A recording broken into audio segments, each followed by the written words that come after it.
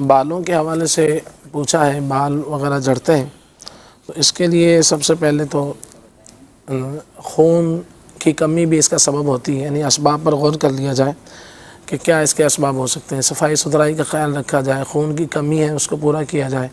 आंवले का मुरब्बा जो है वो इस्तेमाल किया जाए, सुबह शाम एक पीस सुबह, एक पीस शाम को, तो इससे भी बालों के हवाले से फ़ायदा हासिल होता है।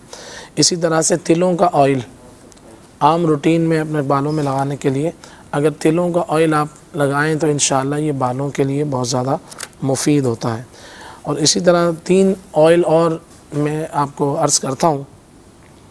कलौंजी का ऑयल, अंडे का ऑयल, अंडे का तेल और कलौंजी का तेल आपने लेना है 50-50 ग्राम, और इसके साथ 100 ग्राम जैतून शरीफ का जो तेल होता है ये ले लीजिए।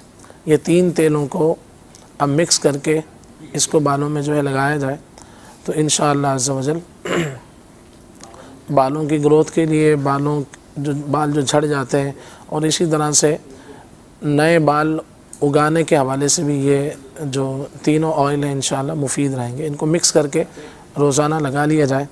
और फिर इसमें एक चीज़ का ख्याल करना है कि अंडे के तेल में बू होती है, तो इस तरह जब सर में बू हो तो फिर मस्जिद में जाने से बंदा नहीं जा सकेगा बदबू को लेकर, तो लिहाजा बालों को धोकर फिर बदबू को दूर करके जाना होगा।